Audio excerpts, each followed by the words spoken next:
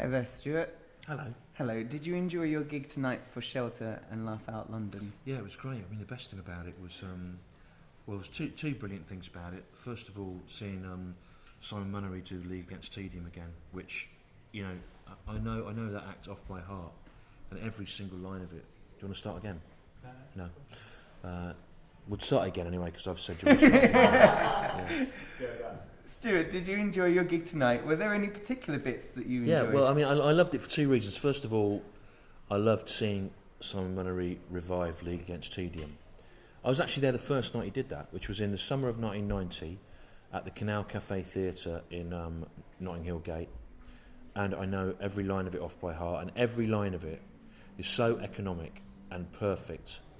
And each line of it feels like the start of another 20-minute routine that you could do something with. There's something just cruel almost about the way it's all just thrown away. I think it's one of the greatest acts ever written. And it feels like it should be, you know, it's just enshrined in some museum. And it's interesting that it's funnier him being older.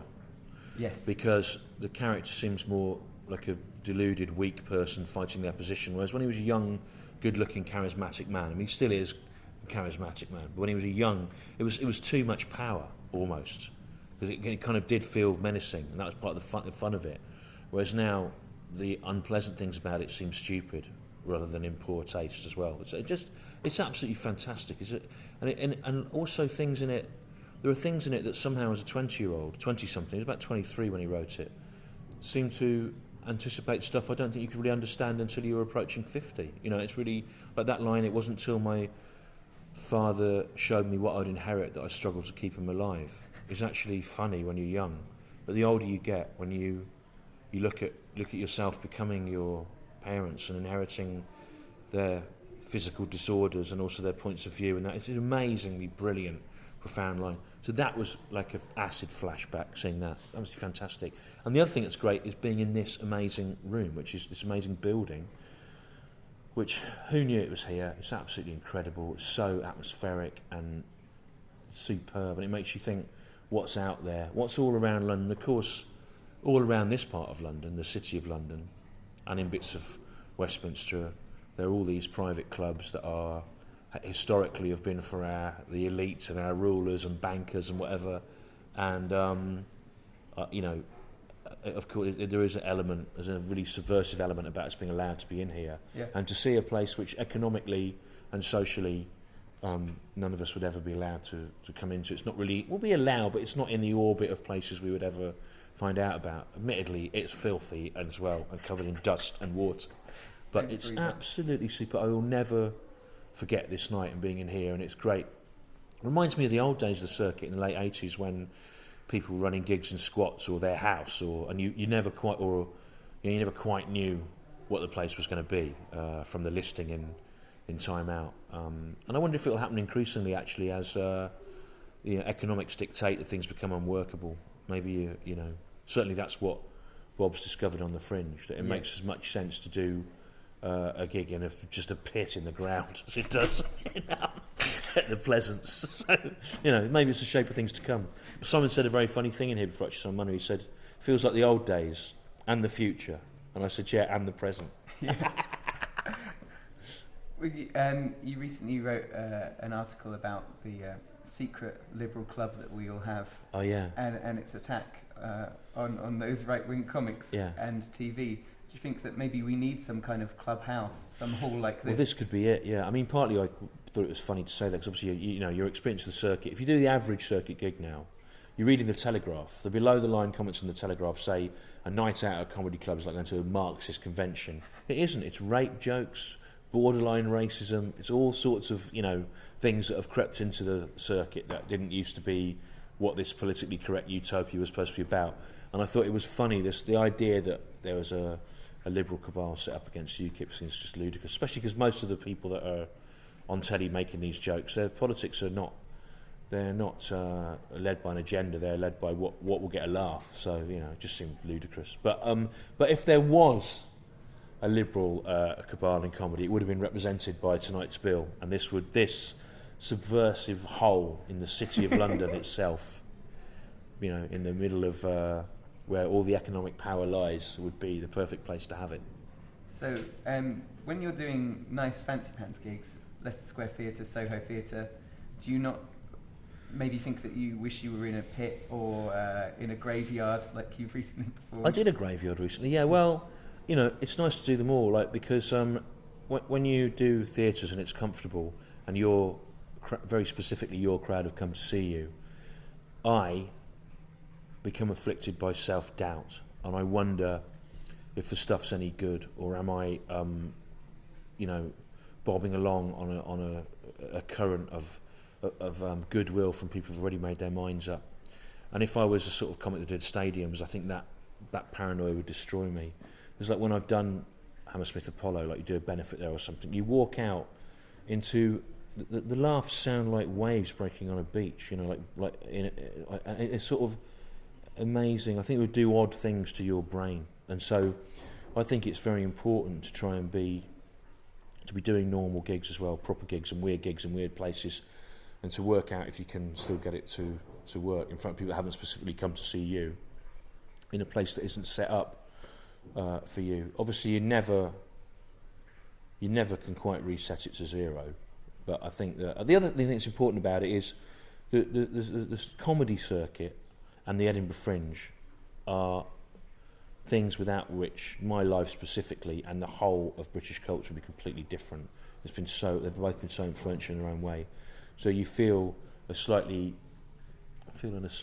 sort of paternalistic way, one should put something back and keep doing it. Yes. The other thing, of course, is that I like to be on with new acts, and to I don't like a lot of them, but I like to be on with them and see what they're doing and talking about and who they are, and because they're the people you should measure yourself against, as well as the Gentleman's Club of TV comedians. And I think the Gentleman's Club of TV comedians, it's like the Sopranos, you know, you see them at these do's, and one of them comes in and they sap each other on the back, you know, and they go, "Oh, I saw your pilot. And someone's editing it in the place. So, look good, man. Yeah." It's all like when all the Sopranos meet in the Italian restaurant. That's what it's like with TV. So it's good to come and see everybody else, you know. I mean, I've been on with Nish about 3 times in the last 2 weeks, and I think he's on fire at the moment. And it's like really great to see. It's interesting to watch that happen, the trajectory of that happening. You wouldn't see it if you weren't in it. So I basically do about 4 months a year of like 4 circuit gigs a week.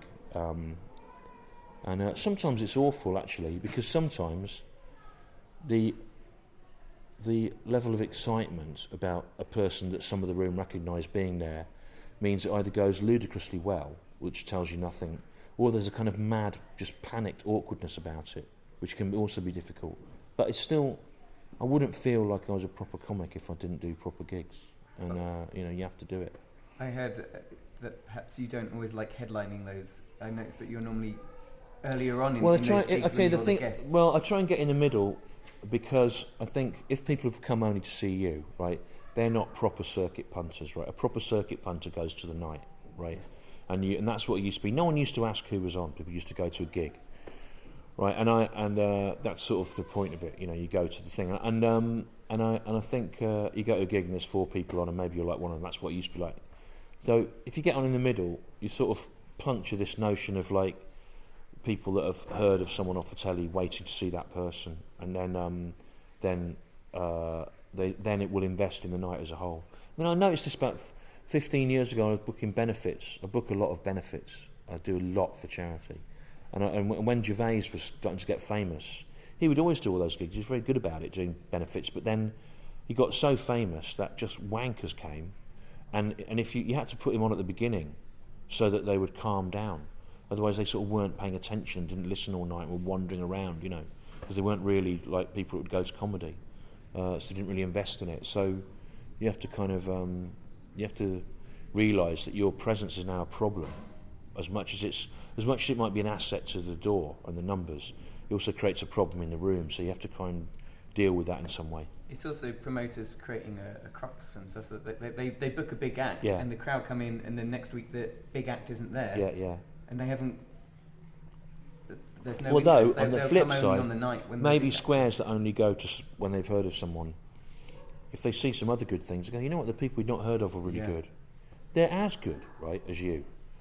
It's just that the random way the things fall out in life mean you get particular things attached to you. Anyway, up for tomorrow night.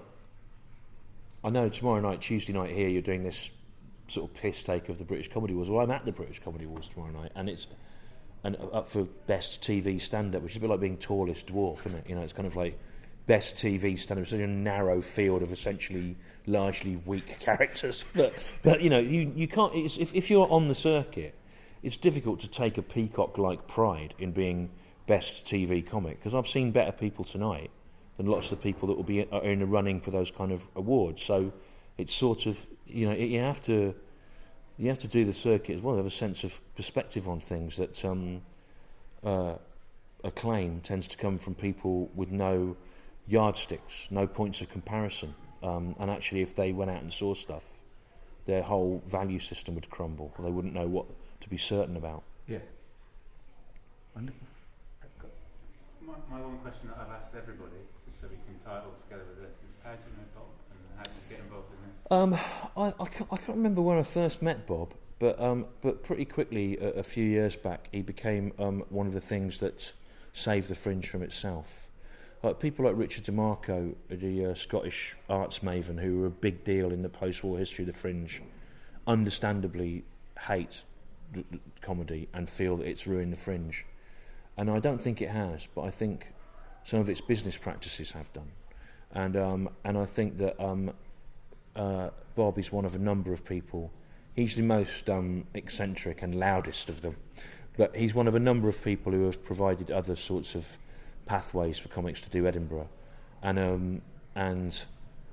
you know, when you go to one of Bob's shows in a converted shop or something where he's put the toilets in himself, it might not be the best thing you ever seen in Edinburgh, but you might still be there at 3 o'clock in the morning and he'll be standing on a chair shouting and something weird will be happening and you'll have got into conversation with some kind of Spanish mime artist and you'd think, well, I should probably go home, but I don't know what's going to happen now.